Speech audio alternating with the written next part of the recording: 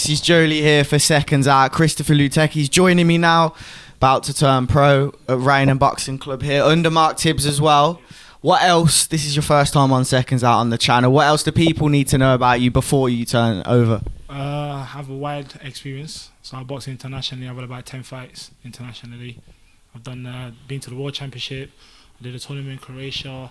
I believe I did another tournament in Congo. So I've had a wide range of international experiences. Boxed for England when I was younger as well, at youth level. So, you know, I've got an amazing style, which I'm looking forward to show everyone.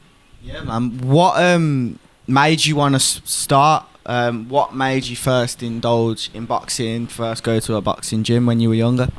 That's a very good question. I believe when I was younger, I've always been a hyper kid. I always had a lot of energy. And then when I got to about, I think 12, 11, I started kickboxing. I did kickboxing for like 2 weeks. I thought, this is not for me. Getting kicked in the face. And then my friends, I knew a couple of people that was doing boxing. So I went to, in my secondary school, there was a kid in my secondary school, I went to a boxing gym. He always used to tell me about how he was like top 10 in England. And I always found that interesting. And then when I turned about 13, 14, I thought I'd give it a try. And ever since then, once I tried it, it just came to me naturally. Yeah. So I was doing a lot of things more advanced than I should. So I thought, maybe I'm not too bad. Let me give it a go. Where do you think you'd be if it wasn't for boxing? I think it's an interesting question to ask because a lot of people see boxing as a dark sport, it's dangerous, etc. But they don't also see the positives that impact people's lives. Yeah, no, I think for boxing gives discipline. So if I wasn't boxing, to be honest, I'd be successful in something. I've always been driven. So I've always been very driven. I'll probably go to uni, get my masters.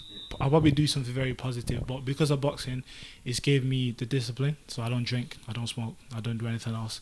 I sleep at 10 o'clock, so I'm like a little kid. So boxing gives me the discipline. So and through boxing, I made a lot of friends from different backgrounds, different areas, you know, all walks of life. So that's the positive of boxing. It brings everybody together. It's clear to say you're all in.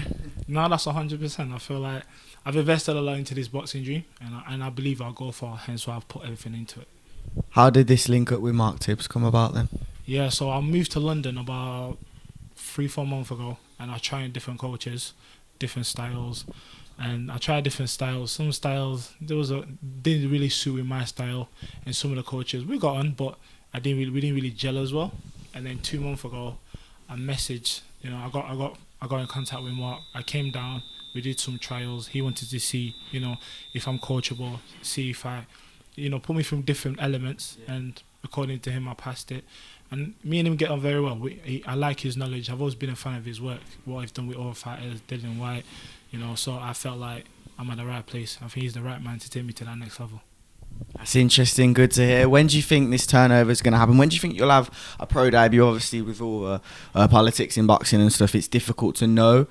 But will it be early next year or at end of this year? Do you have kind of time frame yet? Ideally, I would like December, but we're looking. It could be December. It could be February. So at this moment, there's no real rush. I think the more time I get with Mark, the better it is for my performance as well. We're gelling every day. We're getting better.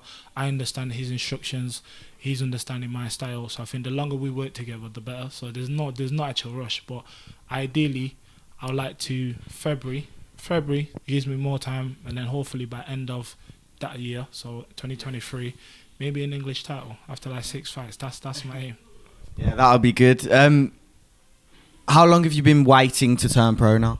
So I've always been in the cards. I always wanted to do it for the past year or two, but I was just waiting. I always wanted to go to the Olympics, so I had a chance to box for CONGO in the World Championship at 86 kilo.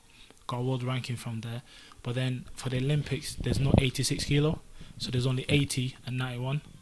And they've already got a kid at 80. And I thought, me going up to 91, it's not really something, it wouldn't really suit me.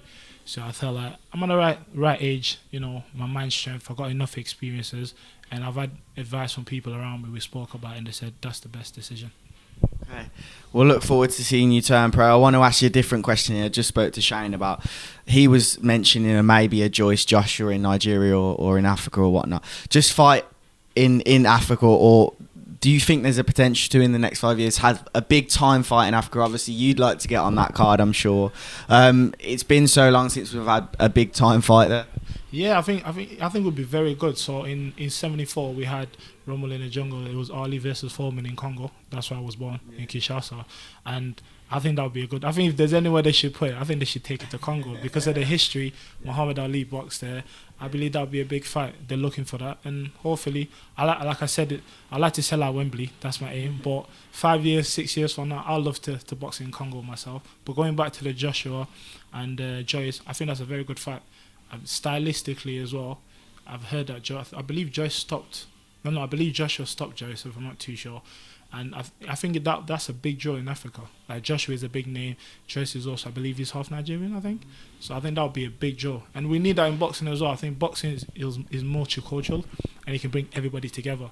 So I think the boxing fan needs that. We go to America, we go to Mexico. It'd be nice to bring the boxing fan back to Africa. It'd be a big event.